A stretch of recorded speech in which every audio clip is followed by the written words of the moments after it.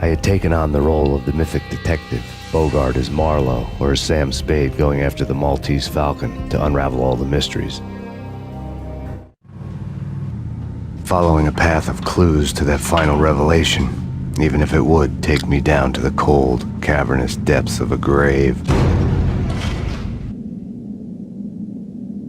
You can't do this! My men are still inside! Do you have any idea why this is called Operation Dead Eyes?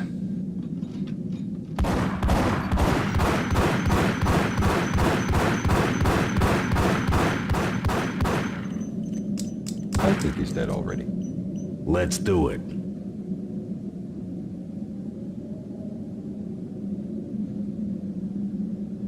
Attention all personnel. The self-destruction sequence has been initiated. Evacuate the complex immediately. Repeat, We've got company. The self-destruction sequence has been initiated. Proceed to the nearest exit immediately.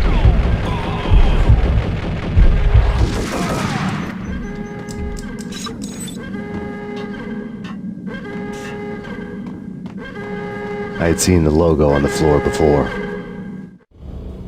There was an old army bunker under the steel mill. I knew the military plaque on the floor. I had seen 1,000 variations of the insignia on crumbling brick walls everywhere in the city. The sword replaced by a syringe. Project Valhalla, V for Valkyr, V for Valhalla. All of a sudden it read like a crackpot conspiracy theory.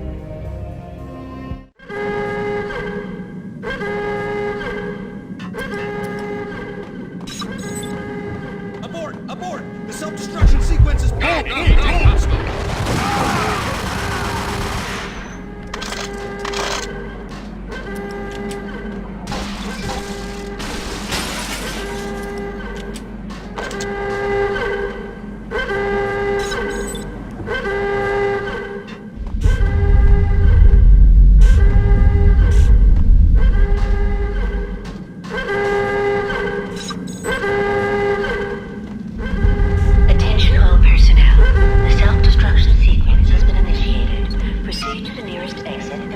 Like everything else in the Valkyr case, the door code was a mystery to me.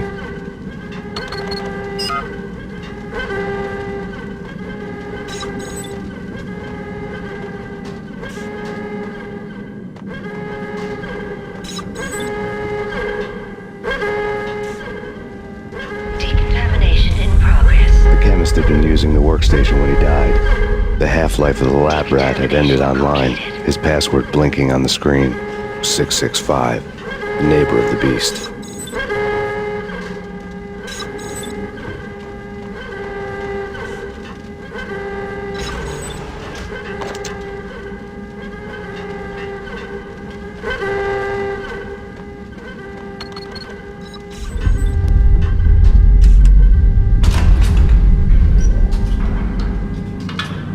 Attention all personnel. The self-destruction sequence has been initiated. Proceed to the nearest exit immediately. Hey! In here! Hey! Get me out! Thanks. I thought I was gonna die in there for sure. I need you to get me through the decontamination chamber airlock. You're crazy! No way! The place is blowing up, for Christ's sakes! Either that or back to the cell. Your choice. Okay, I'll do it. I'll do it.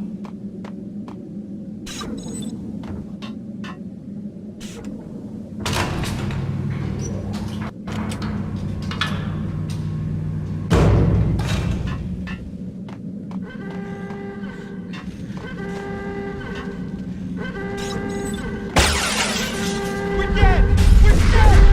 Go, go!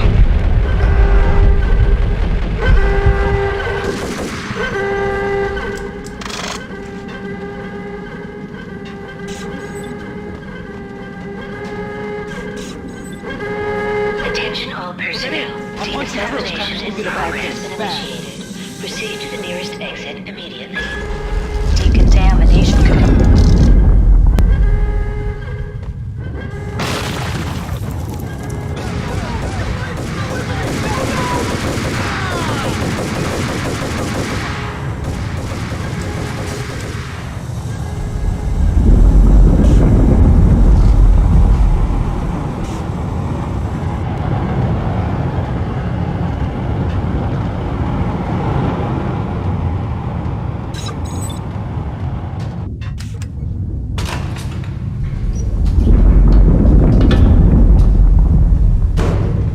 was caught in the middle of the deadly web that was the Valkyr case.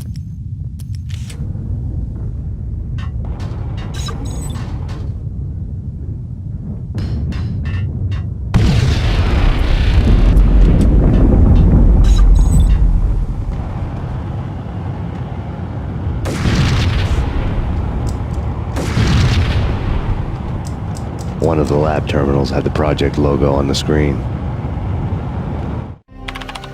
Top secret. Project Valhalla. U.S. Army. Yggdrasil Network. Valhalla. The otherworldly place in Norse mythology where the bravest heroes spent their afterlife feasting and fighting forever. Their wounds miraculously healed night after night. Valkyr. The maidens who chose the most courageous Viking warriors and carried them to Valhalla. 1991. The research objective is to create a chemical substance to enhance the stamina and morale of infantry troops. 1995. Results unsatisfactory. Project cancelled. Someone had decided to continue the sick experiment unauthorized. Project compromised. Data leak. Fix the damage by any means necessary. Security clearance red. Authorized by the project lead. Field test. Double the dosage for all the remaining test subjects. Observe and record the subject's behavior in an urban setting. The drop-off point was my old address in New Jersey. The file dated 3 years ago. Just when you thought you had reached the deepest depths of horror, it suddenly got worse. How to turn off that small voice inside your head that started to whisper that you should be glad that now, if not before, your revenge was justifiable on any conceivable moral scale. That small voice proved, beyond any doubt, that I was damned. The dagger-heeled woman had come and gone a long time ago. There was nothing more for me here. The bunker's name was acting as a self-fulfilling prophecy.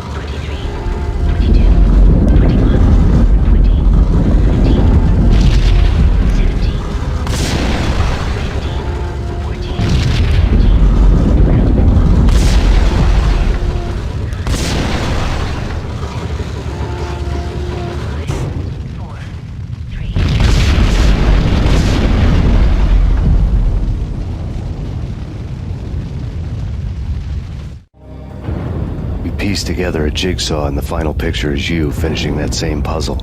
A mad, green-eyed killer standing behind you. An urban legend come true. The Project Valhalla test subjects had been the mad junkies who had murdered my loved ones. The rest was simple body count math. It all pointed to her. Ms. Valkyr. The factory went up in a fiery inferno behind me. All my leads were dead, turned to smoke and dust. I'd lost my way. I hadn't slept in a million years.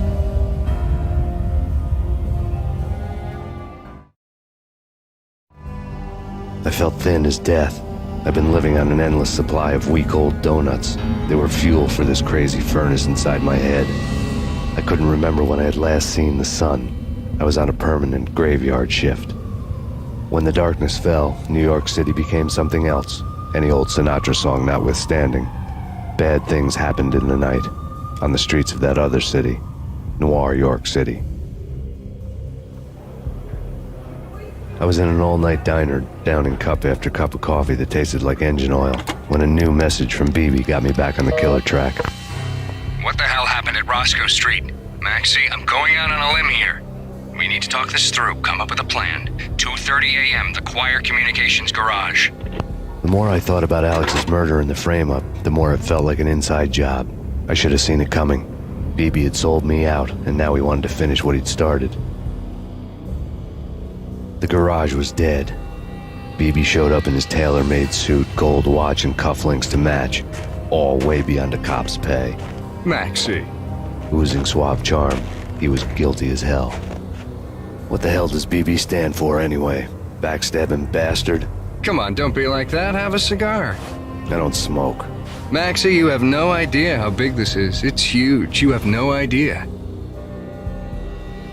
I think I do. You're a bribe-taking bent cop who sold out his partner. Those mobsters in the subway were a dead giveaway. Hard to miss. Bet it was exactly like this with Alex. Up close and personal. You can't win this one, Max. No, but I can make damn sure none of you do either. BB turned out to be another cardboard cutout bad guy.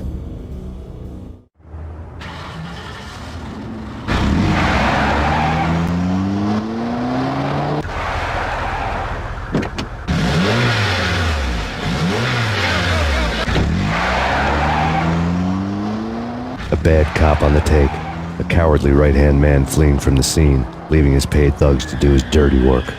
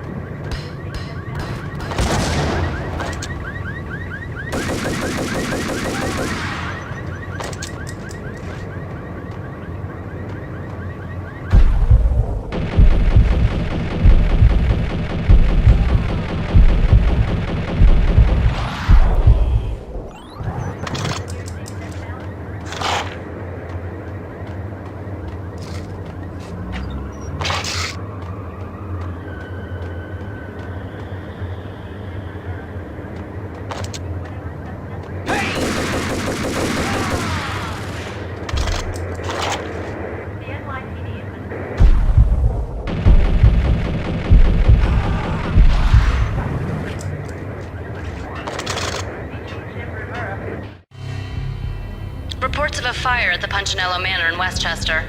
The manor is the home of Angelo Punchinello, the alleged head of the Punchinello crime family. The police are now saying, contrary to their earlier statements, that Max Payne is still alive and at large. He continues his vendetta against the Mafia, of which this last act of arson is attributed to. I had no recollection of setting any fires, but I did remember the flames.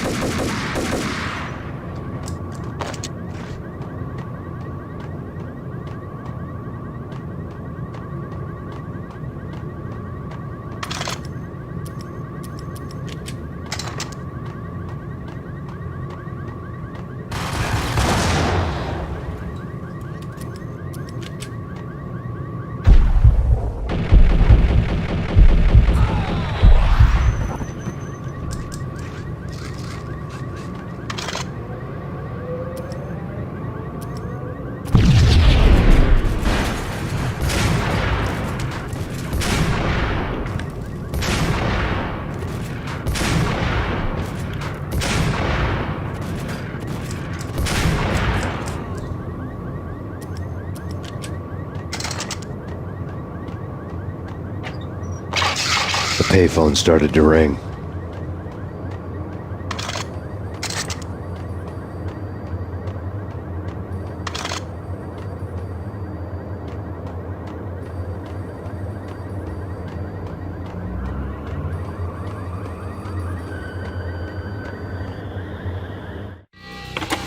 Yeah. Max Payne, Whatever does it for you. This is Alfred Woden. I can give you the name of your enemy. Come to the Asgard building presently. We are expecting you.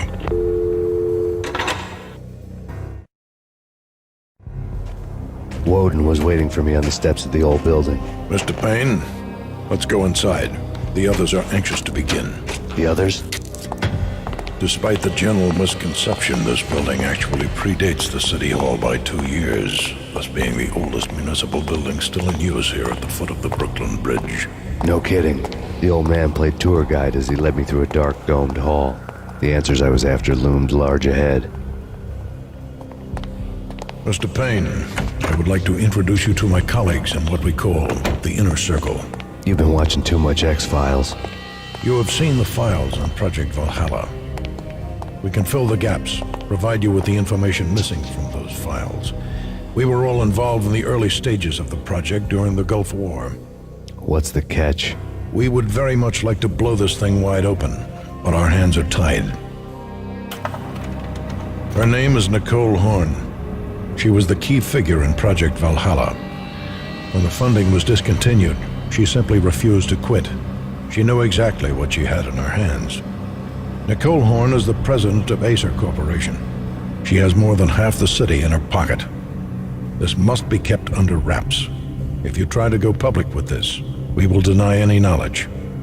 We need you to take her out. Afterwards, we can protect you. Make all the charges go away. That was the cue for the killer suits to kick in the doors and swarm inside.